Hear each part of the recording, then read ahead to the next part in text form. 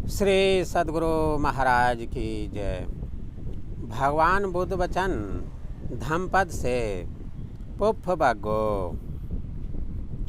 कथा नंबर 5। भ्रमर के समान भिक्षाटन करें। कंजूस कोसिये सेठ की कथा 4-5।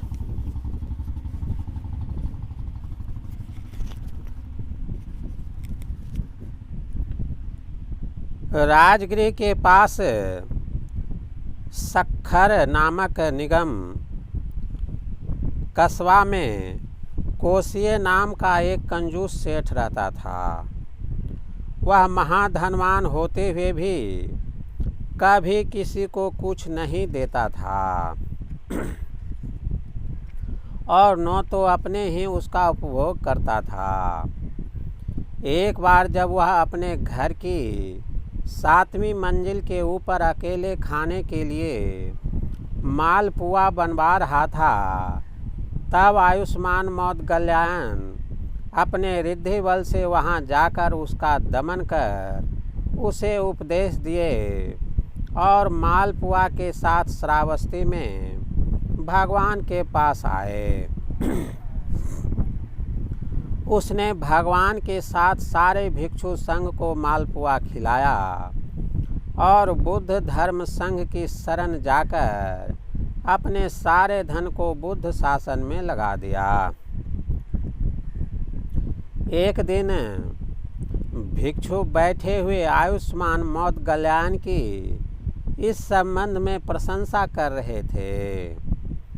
तब भगवान ने वहां आकर उसकी बातों को सुनकर भिक्षुओं, कुलों का दमन करने वाले भिक्षु को लोगों की श्रद्धा को बढ़ाते हुए भ्रमण के समान भिक्षाटन करना चाहिए, जैसा कि मेरा पुत्र मौदगल्याण करता है।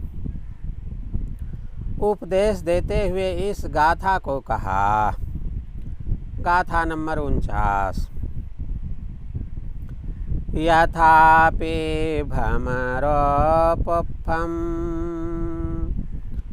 वर्णगन्धं महट्ठयं फलेतिरसमादाय एवं गामे मुनिचरे। जैसे भ्रमर पुष्प के वर्ण और गंध को बिना हानि पहुँचाए रस को लेकर चल देता है, वैसे ही मुनि ग्राम में भिक्षाटन करे। श्री सद्गुरु महाराज की जय। प्रभु प्रेमियों, आइए इसी कथा को ऋषिकेश शरण द्वारा संपादित पुस्तक से सुनते हैं। भिक्षु भिक्षाटन की कला भ्रमरे से सीखे। कंजूस कोसिये की कथा। स्थान जेतवन श्रावस्ती। श्रावस्ती में कोसिये नाम का एक कंजूस सेठ रहता था। वह किसी को कोई चीज़ न तो देना चाहता था और न देता था। एक दिन पति पत्नी को विचार आया कि मालपुए बनाएं, पर उन्हें भय था कि अगर सभी के सामने मालपुए बनाए गए तो लोग आएंगे और उन्हें भी मालपुए खिलाने होंगे। ऐसा सोचकर वे घर की ऊपरी मंजिल में चले गए और वहीं मालपुए बनाने लगे। उन दिनों शास्ता श्रावस्ती में ही थे। उन्होंने अपनी अंतर्दृष्टि से देखा कि पति पत्नी जल्दी ही श्रोतापन प्राप्त करने की स्थिति में हैं। अतः उन्होंने भंते महामौदगल्याण को भेजा कि वे पति पत्नी को जेतवन बिहार लेकर आएं। मौदगल्याण वहाँ पहुँचे और पति पत्नी को दान देने का महत्व बताया। कोसिये सेठ उनकी बातों को सुनकर बहुत प्रभावित हुआ। उसने मालपुए की पूरी टोकरी भंते मोगलान को दान स्वरूप दे दी। इसी के साथ एक आश्चर्यजनक बात हुई, उसकी अपनी क्षुधा गायब हो गई।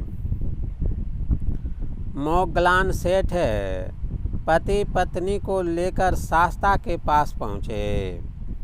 पति पत्नी ने मालपुओं की टोकरी से सभी भिक्षुओं और तथागत को मालपुए परोसे।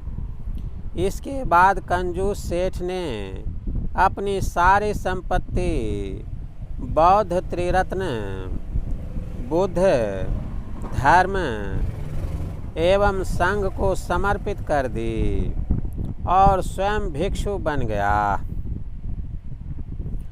कुछ दिनों बाद मालपुए के प्रश्न पर भिक्षुगण मोगलान की प्रशंसा कर रहे थे। शाक मुनि ने उनके वार्तालाप को सुनकर कहा,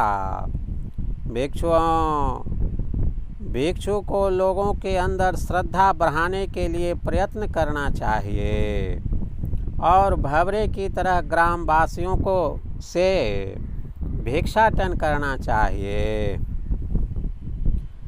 जैसा मेरा शिष्य मोगलान करता है। भिक्षु को चाहिए कि वह जब भिक्षाटन करे तो बिना किसी भेदभाव के भिक्षा ग्रहण करे और भिक्षा प्राप्त कर बिहार वापस आ जाए। गाथा। यथापि भ्रमरोपम वर्णगंधम अहेठयम् फलेति रसमादाय एवं गामे मुनिचरे। जैसे भंवरा किसी भी पुष्प को बिना हानि पहुँचाए रस पीकर चल देता है, उसी प्रकार भिक्षु को भी भिक्षाटन करनी चाहिए।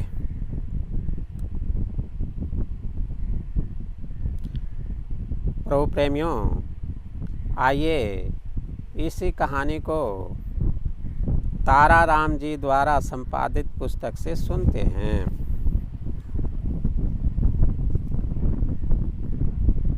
भ्रमर के समान भिक्षाटन करे। कंजूस कोसिये सेठ की कथा। स्थान सावत्सी वत्थिति।